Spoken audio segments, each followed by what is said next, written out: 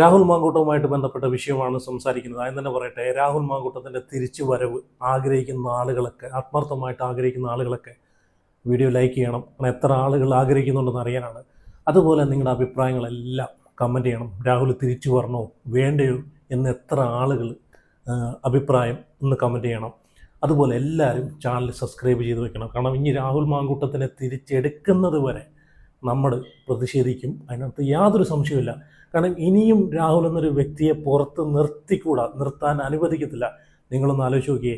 ഇനിയെങ്കിലും പാർട്ടി രാഹുലിനെതിരെ വന്ന ആരോപണം എന്താണെന്ന് മനസ്സിലാക്കാനുള്ളൊരു മനസ്സ് പാർട്ടിക്കുണ്ടാവണം. പാർട്ടി അതിനൊരു തീരുമാനമെടുക്കണം. രാഹുലിനെതിരെ വന്നിട്ടുള്ള ആരോപണം എന്താണെന്ന് മനസ്സിലാക്കി ആ വ്യക്തിയെ തിരിച്ചെടുക്കണമെന്നാണ് എനിക്ക് പറയാനുള്ളത്. കാരണം ഒന്ന് ആലോചിച്ച് നോക്കിയേ, ആ ഒരു വ്യക്തി അനുഭവിക്കാവുന്നതിൻ്റെ അങ്ങേ അറ്റം അനുഭവിച്ച് കഴിഞ്ഞു.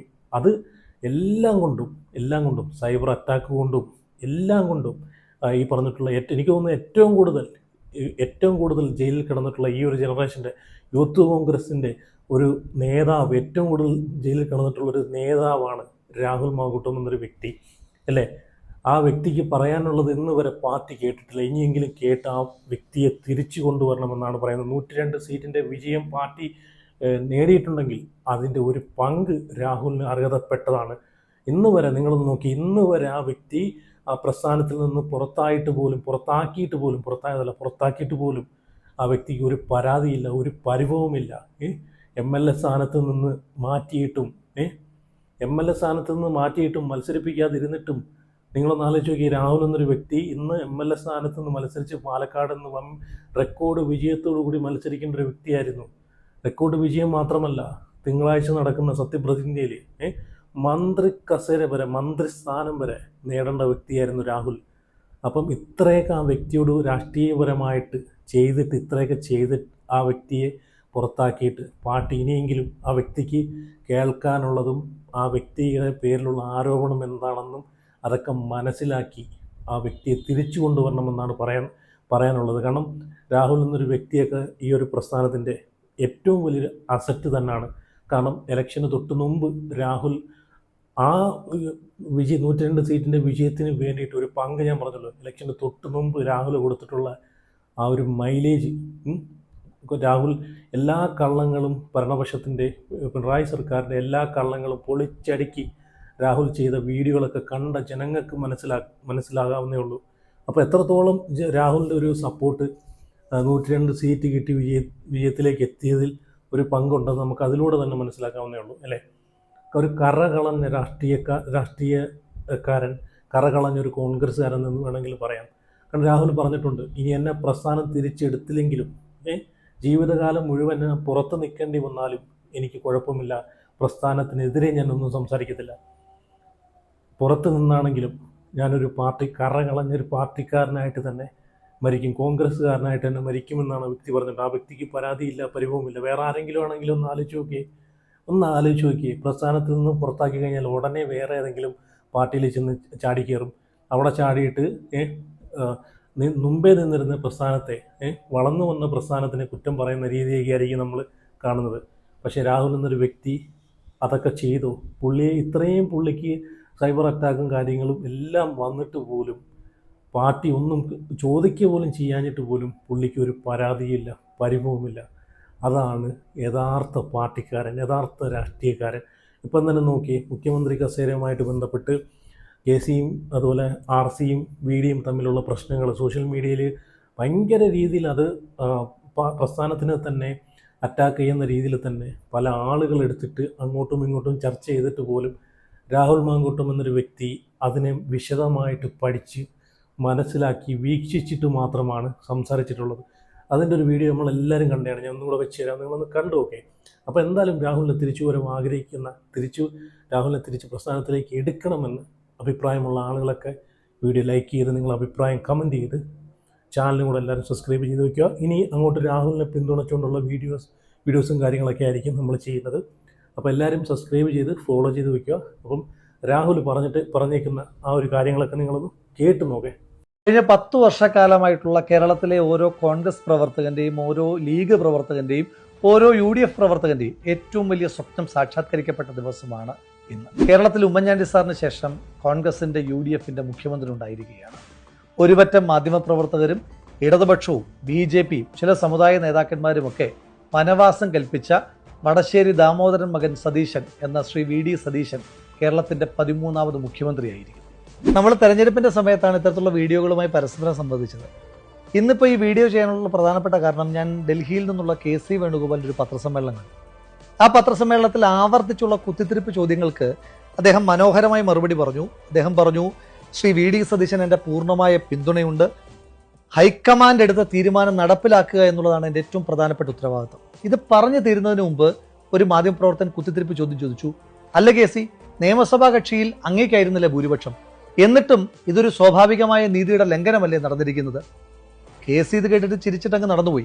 എൻ്റെ മനസ്സിൽ തോന്നിയ ചോദ്യം മെമ്പർ താഹിറിന്റെ ചോദ്യമാണ്, ഞാൻ ആവർത്തിക്കുന്നില്ല. എങ്കിലും മറ്റൊരു ചോദ്യം ചോദിക്കാം. ഇതേ KCയെ തന്നെ മുഖ്യമന്ത്രിയാക്കുന്നു എന്ന വാർത്ത വന്നപ്പോൾ ഹൈക്കമാൻഡ് നൂലിൽ കെട്ടി ഇറക്കാൻ ശ്രമിക്കുന്നു എന്ന് വാർത്ത കൊടുത്ത ആളുകൾക്ക് ഇപ്പോൾ നീതി നിഷേധമെന്ന് പറയാൻ ചില്ലറ ഉടുപ്പൊന്നും പോരാ. ഇനി എനിക്ക് പറയാനായിട്ടുള്ളത് ലീഗിന്റെയും കോൺഗ്രസിന്റെയും പ്രവർത്തകന്മാരോടാണ്. ചില മാധ്യമപ്രവർത്തകരുടെ പ്രധാനപ്പെട്ട പണിയെന്ന് പറയുന്നത് കുത്തിത്തിരിപ്പാണ്.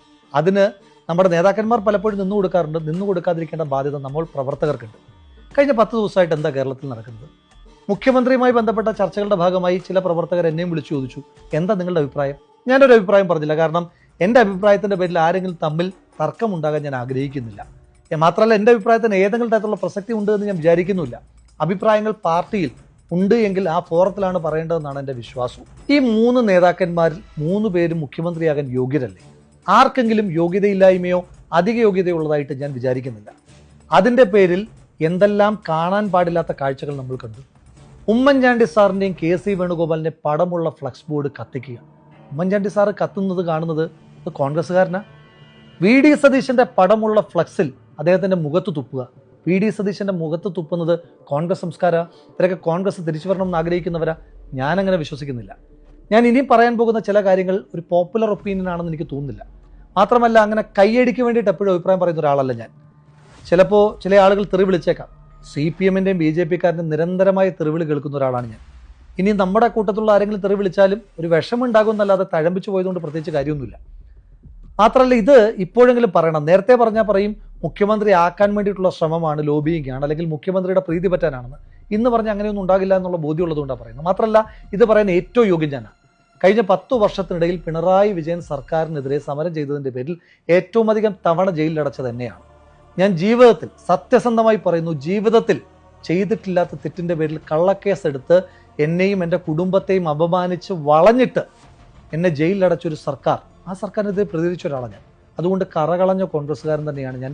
എനിക്ക് അഭിപ്രായം പറയാൻ ഒരു മടിയുമില്ല. ശ്രീ KC വേണുഗോപാൽ ഇത്രയേറെ അധിക്ഷേപിക്കപ്പെടുവാൻ, ഇത്രയേറെ അപമാനിക്കപ്പെടുവാൻ, അപഹസിക്കപ്പെടുവാൻ, ശപിക്കപ്പെടുവാൻ എന്താണ് അദ്ദേഹം ചെയ്ത തെറ്റ്? അദ്ദേഹം പൊതുവിടത്തിലേക്ക് വന്ന ഏതെങ്കിലും നേതാക്കന്മാരെ അപമാനിച്ചു? അദ്ദേഹം മുഖ്യമന്ത്രിയാകാൻ ആഗ്രഹിച്ചിട്ടുണ്ടാകാം, VD ആഗ്രഹിച്ചിട്ടുണ്ടാകാം, RC ആഗ്രഹിച്ചിട്ടുണ്ടാകാം. എന്താ തെറ്റ്? VD സതീശനും രമേശ് ചെന്നിത്തലയും KC വേണുഗോപാലും മുഖ്യമന്ത്രിയാകാൻ ആഗ്രഹിച്ചിട്ടുണ്ടെങ്കിലും അതിനുവേണ്ടി ശ്രമിച്ചിട്ടുണ്ടെങ്കിലും ഒരു തെറ്റുമില്ല. നമുക്ക് ഓരോരുത്തർക്കും നമ്മുടെ ഇഷ്ടമനുസരിച്ച് VD മുഖ്യമന്ത്രിയാകട്ടെ എന്നോ, RC മുഖ്യമന്ത്രിയാകട്ടെ എന്നോ, KC മുഖ്യമന്ത്രിയാകട്ടെ എന്നോ എന്ന് പറയാം.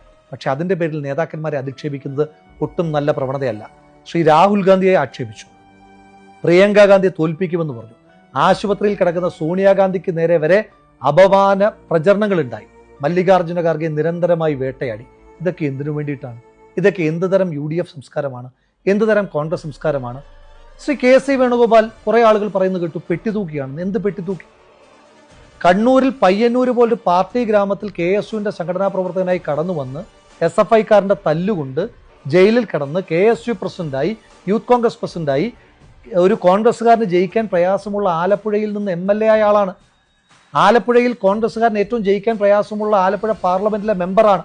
2019 19 ജയിച്ചപ്പോഴും നമ്മൾ തോറ്റുപോയ മണ്ഡലത്തിൽ 24 തിരിച്ചുപിടിച്ച ആളാണ് KC വേണുഗോപാൽ. അയാൾ എങ്ങനെയാണ് നൂലിക്കെട്ടി ഇറക്കിയ ആളായി മാറുന്നത്? ഈ നാട്ടിലെ സാധാരണക്കാരൻ്റെ ജനായത്ത് അംഗീകാരം നേടിത്തന്നെയാണ് MLAയും MP യും മന്ത്രിയും ഒക്കെയായി ശ്രീ KC വേണുഗോപാൽ മാറിയത്. അദ്ദേഹം ഏതെങ്കിലും സമുദായ നേതാക്കന്മാരുടെ തിണ്ണനിറങ്ങാൻ പോകുന്നത് നിങ്ങൾ കണ്ടിട്ടുണ്ടോ? ആലപ്പുഴയിലെ ഏറ്റവും സ്വാധീനം ഉണ്ടായിരുന്ന കാലത്ത് വെള്ളാപ്പള്ളി നടേശന്റെ വീട്ടിൽ പോയിട്ടില്ലാത്ത ആളാണ് ശ്രീ KC വേണുഗോപാൽ. മാത്രമല്ല, വെള്ളാപ്പള്ളി ഇവരെ 3 പേരെയും തോൽപ്പിക്കണമെന്ന് പറഞ്ഞ് ചുട്ടികുത്തിയ 3 പേരിൽ ഒരാളാണ് ശ്രീ കെ സി വേണുഗോപാൽ. എന്നിട്ടും ജയിച്ചു വന്നു. ജനങ്ങളൊപ്പം ഉള്ളത് കൊണ്ട് തന്നെയാണ്. നമ്മുടെ നേതാക്കന്മാർ ക്ലാരിറ്റി ഉള്ളവരാണ്. സമുദായ നേതാക്കന്മാരെ കേൾക്കും എന്ന് കരുതി അവരുടെ ആരുടെയും തിണ്ണനിറങ്ങാൻ നമ്മുടെ ഒരു നേതാവും പോകാറില്ല. അത് രമേശ് ചെന്നിത്തലയും പോകാറില്ല, PD സതീശനും പോകാറില്ല, കെ സി വേണുഗോപാലും പോകാറില്ല. ഈ രാജ്യത്ത് കെ സി വേണുഗോപാൽ രാജ്യത്തെ കോൺഗ്രസിന്റെ മുഖ്യധാരയിലേക്ക് വരുന്നത് 2019 ശേഷമാണ്. അതായത് കോൺഗ്രസ് തോറ്റു തുന്നം പാടി രാജ്യത്തെ പ്രധാനപ്പെട്ട നേതാക്കന്മാരെല്ലാം കോൺഗ്രസ് പാർട്ടി ഉപേക്ഷിച്ചു പോയി അവരുടെ സുഖങ്ങളും സൗകര്യങ്ങളും അധികാരവും തേടിപ്പോയപ്പോൾ രാഹുൽ ഗാന്ധിയുടെ തോളോട് തോൾ ചേർന്ന് നിന്ന ആളാണ്. പിന്നെയും തെരഞ്ഞെടുപ്പുകൾ ജയിച്ചിട്ടുണ്ട്. അപ്പോഴൊന്നും കെ സി നമ്മൾ ഓർത്തിട്ടില്ല. ഏതെങ്കിലും ഒരു പാല് സൊസൈറ്റിയിൽ തോറ്റാൽ പോലും നമ്മൾ പറയും കെ സി ആണ് ഉത്തരവാദി. വിജയങ്ങളെല്ലാം രാഹുൽ ഗാന്ധിക്ക്, പരാജയങ്ങളെല്ലാം കെ സി വേണുഗോപാൽ. അയാൾ മറുത്തൊരു അക്ഷരവും മിണ്ടിയിട്ടില്ലല്ലോ. ഈ തെരഞ്ഞെടുപ്പിന്റെ കാലത്ത് അയാളുടെ കോൺട്രിബ്യൂഷൻ ചെറുതാണ്. പാർട്ടി വിട്ട് കോൺഗ്രസിൽ നിന്ന് പിന്തുണയോടുകൂടി MLA ആയ തളിപ്പറമ്പിലെ ഗോവിന്ദൻ മാഷ് ആദ്യം നന്ദി പറഞ്ഞത് കെ സി വേണുഗോപാലിനാണ്. അമ്പലപ്പുഴയിൽ നിന്ന് ജയിച്ചു വന്ന G സുധാകരൻ ആദ്യം നന്ദി പറഞ്ഞത് കെ സി വേണുഗോപാലിനാണ്. അതടക്കം ഈ തെരഞ്ഞെടുപ്പിൽ എല്ലാ നേതാക്കന്മാരും മത്സരരംഗത്തേക്ക് പോയപ്പോൾ ഒരു വിമതൻ പോലും ഉണ്ടാകാതെ, അഭിപ്രായ വ്യത്യാസങ്ങളില്ലാതെ എല്ലാവരും ചേർത്ത് പിടിച്ച നേതാവാണ് ശ്രീ കെ സി വേണുഗോപാൽ. അദ്ദേഹം MLA ആകട്ടെ, അദ്ദേഹം മുഖ്യമന്ത്രി ആകട്ടെ എന്ന് ആരെങ്കിലുമൊക്കെ MLA മാർ ആഗ്രഹിച്ചിട്ടുണ്ടാകും. അതിലെന്താ തെറ്റ്? അദ്ദേഹത്തെ മുഖ്യമന്ത്രിയാകാൻ ആഗ്രഹിച്ച MLA മാരൊക്കെ പെട്ടിതൂക്കികളാണോ? ആലപ്പുഴയിലെ തോമസിനെ ആക്ഷേപിക്കുന്നുണ്ട്. ഗൺമാന്റെ അടി കൊണ്ട്, തലക്കടി കൊണ്ട് ആശുപത്രിയിൽ കിടന്ന തോമസിനെ കാണാൻ പോയ ഒരാളാണ് ഞാൻ, കോൺഗ്രസ് പ്രവർത്തകനാണ് ഞാൻ. അവനെങ്ങനെയാണ് പെട്ടിതൂക്കിയാകുന്നത്? സന്ദീപ് വാര്യർ അധിക്ഷേപിക്കുന്നത് കേട്ടു. BJPയുടെ വിധ്വംസക രാഷ്ട്രീയത്തെ, വിദ്വേഷ രാഷ്ട്രീയത്തെ വിട്ട് കോൺഗ്രസിലേക്ക് വന്നപ്പോൾ ഹൊയ് ഹൊയ് പാടിയ ആളുകളാണ് നമ്മൾ. അതേ നമ്മൾ സന്ദീപ് വാര്യരെ ഇപ്പോൾ അധിക്ഷേപിക്കുന്നത് കാണുന്നു. എന്ത് തരം രാഷ്ട്രീയമാണത്? എനിക്ക് ഏറ്റവും വേദന തോന്നിയത് മാത്യു കുഴൽനാടനെ മൂവാറ്റുപുഴയിൽ തോൽപ്പിക്കണമെന്ന് ചില ആളുകൾ പറയുന്നത്. ശരിയാ, മാത്യുവിനെ തോൽപ്പിക്കണം. കാരണം കഴിഞ്ഞ 5 വർഷക്കാലം പിണറായി വിജയന്റെ മുഖത്ത് നോക്കി അയാളോട് മറുപടികൾ പറഞ്ഞിട്ടുള്ള ആളാണ് മാത്യു കുഴൽനാടൻ. മിസ്റ്റർ പിണറായി വിജയൻ, നിങ്ങളും നിങ്ങളുടെ കുടുംബവും നിങ്ങളുടെ മകളും അഴിമതിക്കാരാണ്, മാസപ്പടി വാങ്ങുന്നവരാണ് എന്ന് മുഖത്ത് നോക്കി പറഞ്ഞ മാത്യുവിനെ CPM തോൽപ്പിക്കാൻ നോക്കുമ്പോൾ നമ്മളും ഒപ്പം ചേർന്ന മാത്യു എളുപ്പത്തിൽ തോറ്റുള്ളൂ.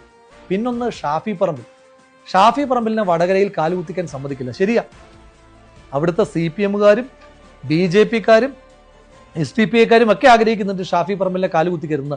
നമ്മളും കൂടെ കൂടിയ ഷാഫി പറമ്പിലിന് കാലുകുത്താൻ കഴിയില്ല. നമ്മളത് ചെയ്യണം. ഈ തെരഞ്ഞെടുപ്പിന്റെ സമയത്ത് ഏറ്റവും അധികം നേതാക്കന്മാരും അതുപോലെ തന്നെ MLA സ്ഥാനാർത്ഥികളും ഒക്കെ എന്നെ വിളിച്ചിട്ടുണ്ട് ഷാഫി പറമ്പിലുമായിട്ടുള്ള ബന്ധത്തിന്റെ പേരിൽ ഒരു റോഡ് ഷോയ്ക്ക് വേണ്ടിയിട്ട്. അപ്പോൾ തെരഞ്ഞെടുപ്പിന്റെ സമയത്ത് കാലാവസ്ഥ നോക്കാതെ, വെയിലാണോ മഴയാണോ നോക്കാതെ, രാവാണോ പകലാണോ എന്ന് നോക്കാതെ ആളെ കൂട്ടാനും തെരഞ്ഞെടുപ്പിൽ വിജയിപ്പിക്കാനും ഷാഫി പറമ്പിൽ വേണമായിരുന്നു. പെട്ടെന്ന് നമുക്ക് ഉറപ്പില്ലാത്ത, അദ്ദേഹം പറഞ്ഞിട്ടുണ്ടോ ഇല്ലയോ നമുക്ക് പോലും അറിയാത്തൊരു വിഷയത്തിൽ അദ്ദേഹം അൺപോപ്പുലർ ആകണം, അദ്ദേഹത്തിനെതിരെ വെറുപ്പ് നമ്മൾ പടർത്തണം, അദ്ദേഹത്തെ ഇല്ലായ്മ ചെയ്യണം. CPMകാരും പറഞ്ഞിട്ടില്ലാത്ത അധിക്ഷേപം വരെ നമ്മൾ പറയണം. നല്ല രീതിയാണ്. ലിജുവിനെ ആക്ഷേപിക്കുന്നുണ്ട്. ലിജു ചേട്ടൻ്റെ കായംകുളത്ത് വെച്ചിട്ടുള്ള കണ്ണീരോട് കൂടിയിട്ടുള്ള പ്രസംഗം കണ്ടിട്ട് കരച്ചിൽ വന്ന ഒരാളാണ് ഞാൻ അങ്ങനെ വലിയ ലിജു ഫാനോ അദ്ദേഹത്തിൻ്റെ സപ്പോർട്ടറോ ഒന്നും ആയിരുന്നില്ല. പക്ഷേ ലിജു ചേട്ടൻ ഈ തെരഞ്ഞെടുപ്പിൽ ജയിക്കണമെന്ന് ആത്മാർത്ഥമായി ആഗ്രഹിച്ച ഒരാളാണ് ഞാൻ. കാരണം ഹി ഡിസർവ്സ് ദാറ്റ്. ആ ലിജു ചേട്ടനെ ഇപ്പോൾ നമ്മൾ തോൽപ്പിക്കണം എന്നാണ് പറയുന്നത്. അങ്ങനെ കുറേ ആളുകളെ തോൽപ്പിക്കണം. ശരി, എല്ലാവരും തോൽപ്പിക്കാം. സന്ദീപ് വാര്യർ തൊട്ട് തിരുവനന്തപുരത്ത് ഇപ്പോൾ ജയിച്ച സുധീർ ഷാ പാലോടിനെ വരെ നമുക്ക് തോൽപ്പിക്കാം. എന്നിട്ട് CPMനും BJPക്ക് എളുപ്പമാർഗം ഉണ്ടാക്കി കൊടുക്കാം.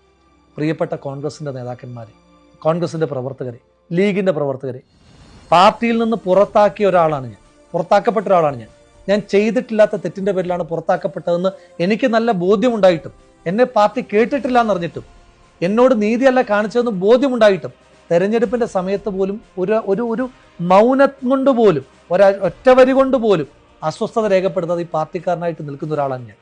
എനിക്കെതിരെ നടപടിയെടുത്തപ്പോൾ പോലും പാർട്ടിയാണ് ശരിയെന്ന് പറയുന്ന ഒരാളാണ് ഞാൻ. അങ്ങനെ ഒരു കോൺഗ്രസ്സുകാരൻ്റെ അഭ്യർത്ഥനയാണ്. ഇനിയെങ്കിലും നമ്മൾ ഈ ഹെയ്റ്റ് പൊളിറ്റിക്സ് അവസാനിപ്പിക്കണം. നമ്മൾക്ക് ഇഷ്ടമുള്ളൊരു നേതാവിന് വേണ്ടിയിട്ട് മറ്റ് നേതാക്കന്മാരെ ആക്ഷേപിക്കുന്നു, CPMകാരും BJPക്കാരും പോലും പറയാനറയ്ക്കുന്ന വാക്കുകൾ പറയുന്ന ആ പ്രവണതയ്ക്ക് നമുക്ക് അവസാനമുണ്ടാക്കണം. കാരണം ഈ നേതാക്കന്മാരെ നാളെ തെരഞ്ഞെടുപ്പിൽ മത്സരിക്കാൻ വരുമ്പോൾ തോളിലേറ്റി നടത്തേണ്ടത് നമ്മളാണ്. അന്ന് നമ്മൾ പറഞ്ഞ കാര്യങ്ങൾ മാത്രം CPMകാർ തിരിച്ചു പറഞ്ഞാൽ അവരുടെ ജോലി എളുപ്പമാകും. അതുകൊണ്ട് നമ്മൾ 10 വർഷമായി കാത്തിരുന്നൊരു സർക്കാർ അധികാരത്തിൽ വന്നിരിക്കുകയാണ്. തെരുവിൽ സമരം ചെയ്ത ആളുകളാണ് നമ്മൾ, അടികൊണ്ട ആളുകളാണ് ഞങ്ങൾ.